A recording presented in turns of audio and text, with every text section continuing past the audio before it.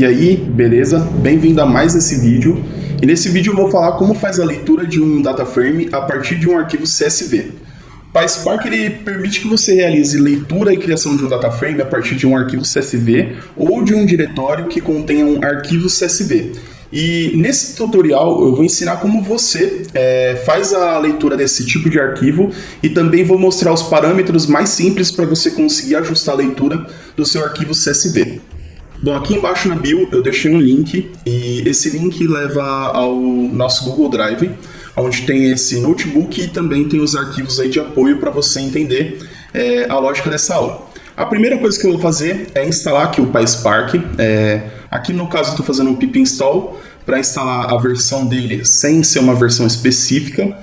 E estou criando aqui o Spark Season. Se você não viu ainda o que é o Spark Season e como ele funciona, até mesmo para criar, vai ter um card aqui em cima, clica lá e assiste antes de vir para esse vídeo daqui. E agora eu vou falar como faz a leitura do arquivo CSV utilizando o Spark. Então a primeira coisa que você vai precisar é vir aqui dentro dos diretórios e lá dentro da pasta MNT. Então vou procurar aqui MNT.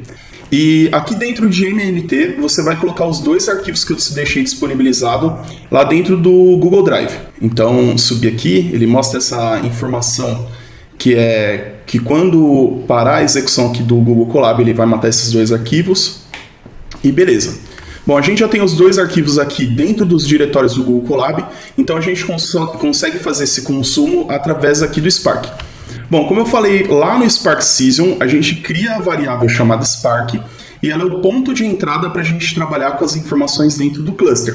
Então, a gente pode criar um data frame a partir de uma lista, de listas ou listas de tuplas, enfim, utilizando o Spark Create Data Frame. Porém, dentro do Spark existe um atributo chamado Read, que disponibiliza os métodos de leitura específico para cada tipo de arquivo.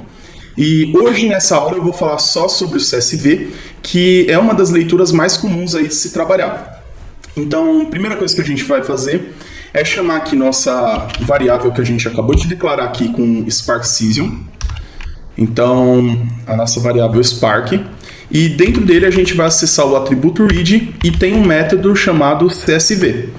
Esse método CSV ele tem três argumentos que são bem importantes aí para o dia a dia. O primeiro argumento é o path, que a gente passa onde o arquivo está localizado aí dentro do bucket ou dos diretórios.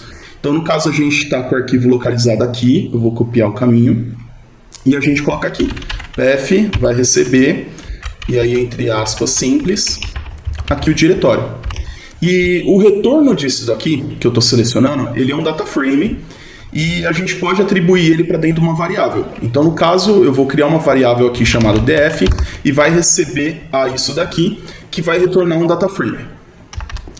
A gente consegue ver o resultado de dentro desse data frame utilizando o método que está dentro do df chamado .show. Então a gente vai vir aqui df.show e vou executar. Bom, então ele fez a leitura e aqui eu consigo ver que a leitura ela não foi feita corretamente. Então é aí que vem os outros dois argumentos ali que pode ser utilizado dentro do CSV. O primeiro argumento que a gente vai ver é o CEP. Então, no caso, a gente consegue reparar aqui que essa leitura ela veio toda para uma única coluna, e isso é porque o separador padrão do CSV é a vírgula, e no caso o nosso arquivo aqui ele está com o separador como ponto e vírgula. Então, você precisa dizer para o Spark, ali para o método CSV, qual que é o tipo do separador para ele conseguir ler corretamente o arquivo. Então, vou colocar aqui vírgula, CEP, e ele vai receber aqui dentro ponto e vírgula. Se eu executar novamente, a gente consegue ver que ele realizou a leitura da forma correta. Então eu tenho aqui em mais de uma coluna o nosso arquivo que acabou de ser feito a leitura.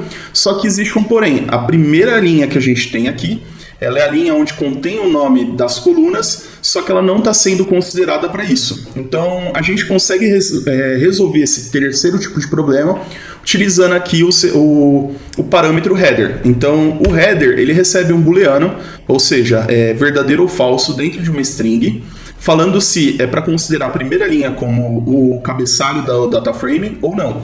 Então no caso eu vou colocar aqui header recebe, como a gente passa dentro de uma string, vou passar aqui o valor true. E aí isso diz pro Spark assim, pô, a primeira coluna, a primeira linha é o nome das colunas. Então a gente executou novamente aqui esse código e aqui o show ele trouxe para a gente no console o data frame e aqui a gente conseguiu ver que a leitura agora está feita da maneira correta. Essa função do método CSV ele não é exclusivo para leitura apenas de arquivos com a extensão CSV, como por exemplo esse, ele também consegue fazer a leitura de arquivos com a extensão .txt. Então a gente consegue, da mesma forma que fez a leitura do dataframe aqui em cima, fazer aqui embaixo, só que do arquivo txt. Então eu vou criar um df chamado 2 e ele vai receber spark.read, então a gente está pegando o atributo read e está utilizando aqui o método CSV. E aí eu venho aqui, busco o caminho e passo aqui no argumento path. A gente consegue pegar df2.show e quando eu exibir aqui no console, a gente consegue ver que, assim como o arquivo anterior, ele fez a leitura, só que ela ainda não está adequada e a gente vai precisar utilizar os mesmos atributos. Então, aqui nessa leitura, a gente consegue observar que o separador é o pipe, então a gente vai passar aqui para o nosso argumento sep, o pipe, e a gente também sabe que como ele não fez a leitura default da maneira correta, a gente precisa também passar aqui o header true. Então, header igual a true. E quando a gente executar aqui novamente, é possível que a gente consiga ver que o arquivo foi lido na maneira correta e a gente fez tudo isso utilizando Spark aqui dentro do Google Colab. Bom, espero que você tenha gostado dessa aula e até a próxima. Valeu!